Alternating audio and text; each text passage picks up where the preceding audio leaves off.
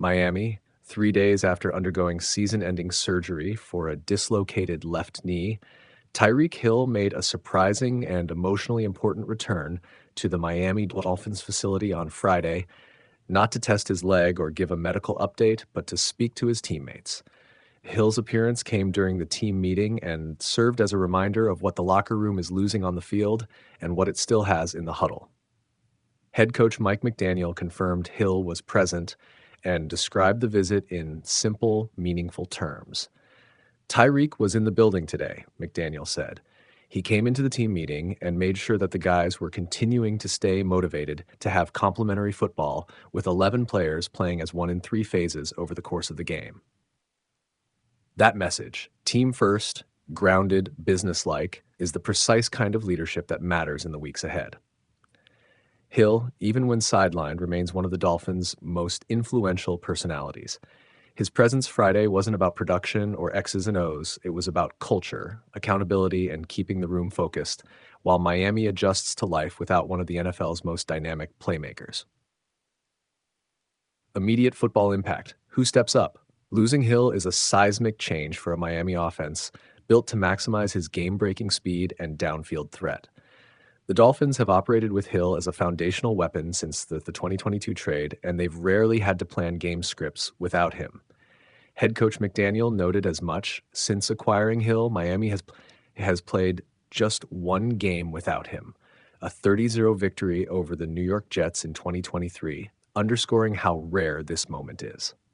Into that void steps Jaylen Waddle. Waddle, who signed a 3-year, $84.75 million extension last May, will be asked to absorb an expanded role as Miami's primary target. He pushed back on the hype about receiver one labels, calling that kind of framing mostly a media construct.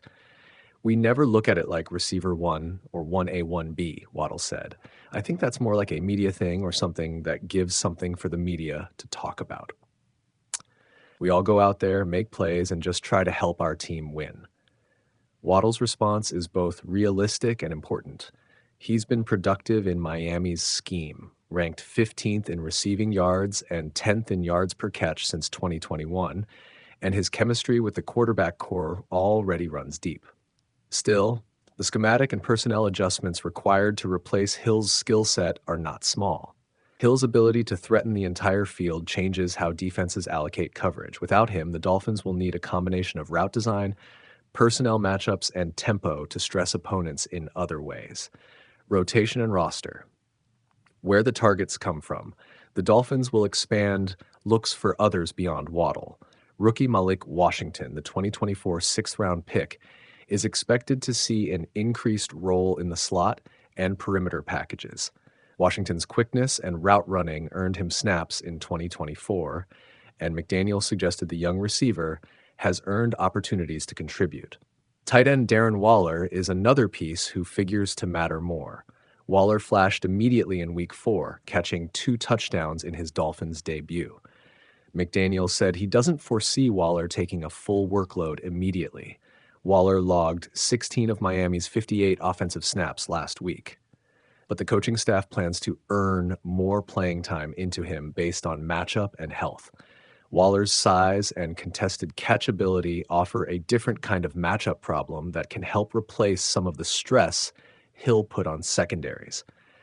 From a schematic standpoint, expect McDaniel to balance more underneath crossers, expanded use of quick game concepts, controlled tempo, and increased reliance on the running game to prevent defenses from pinning their ears back. Miami's offensive identity, quick tempo, creative pre-snap motion, and chunk play capability will remain, but the attack will be more distributed. Leadership and morale. Beyond the X's and O's, Hill's visit delivered a psychological jolt. A player of his stature walking into a normal Friday meeting sends a message: "You're not alone, and everyone is still accountable." McDaniel framed it exactly that way, emphasizing complementary football and buy-in across all 3 phases. That tone matters when a team loses a top-tier player. The Dolphins' ability to absorb the loss will be measured not only in targets and yardage, but also in how the secondary leaders and position groups respond. Veteran presence, communication in the locker room, and coaching clarity will go a long way towards steadying a team that now must rely on depth rather than a single superstar. Shush. Short-term outlook. This week's matchup against the Carolina Panthers will be the Dolphins' first significant test without Hill. It's also an opportunity for the offense to answer basic questions. Can Miami consistently move the ball without Hill, forcing defenses to account for deep field threats? Will Waddle and Washington find ways to produce in volume? How will the offensive line and running game compensate for altered defensive schemes? McDaniel was cautious about overcompensation. I don't expect to overcompensate for Hill's absence, he said. I think we have a lot of capable football players that I'm very confident in. I think when you lose players of that magnitude, it's never done with one human being. It's the execution of the overall group at all positions that make up the difference. And I have a bunch of motivated football players where there's adversity, there's opportunity. I think that's kind of our speed. The bigger picture, season-ending injuries to elite players test roster construction and coaching philosophies. For Miami, this is the next iteration of an already complex roster puzzle: how to find sustainable offensive identity amid personnel shifts, and how to keep an offense clicking while extremes of play style are altered. Tyreek Hill's presence in the meeting room was a short-term morale boost and a long-term reminder. His influence on the Dolphins extends beyond yards and touchdowns. Now the team must turn that moment into performance. Distribute responsibility, simplify decision-making, and let others rise. If the Dolphins can preserve their offensive balance and maintain the cultural standards Hill reinforced on Friday, they'll give themselves a legitimate chance to absorb this blow and keep competing. If they can't, the loss of their game-breaking receiver will be felt in the win column.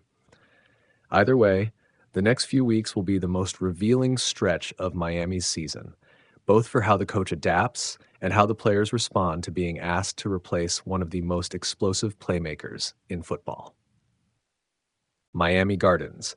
3 days after suffering a season-ending dislocation of his left knee, Tyreek Hill made an emotional return to the Dolphins facility to address his teammates and help steady a locker room suddenly facing a new reality. Hill, who was hospitalized following Monday night's win over the New York Jets, walked into Friday's team meeting and spoke directly to the players, Dolphins coach Mike McDaniel confirmed. The visit was brief, but purposeful, a veteran leader checking in and reinforcing the message that the team's identity won't change despite a major loss. Tyreek was in the building today, McDaniel said. He came into the team meeting and made sure that the guys were continuing to stay motivated to have complementary football with 11 players playing as one in 3 phases over the course of the game. Losing Hill is a seismic blow for Miami. Since the trade that brought him to South Florida in 2022, the Dolphins have almost always featured him in their game plan. Miami had only once played without Hill during his tenure, a 30-0 win over the Jets in 2023. Now the Dolphins must reconfigure their offense and their mental approach. Jaylen Waddle, who signed a 3-year, $84.75 million extension last May, is expected to step into a larger role as Miami's primary receiving threat. Waddle pushed back on the number 1 label during a Thursday appearance, calling that designation more of a media talking point than a practical distinction for the coaching staff. We never look at it like receiver 1 or 1A, 1B, Waddle said. I think that's more like a media thing or something that gives something for the media to talk about. We all go out there, make plays, and just try to help our team win. McDaniel emphasized depth and execution rather than trying to replace Hill with one player.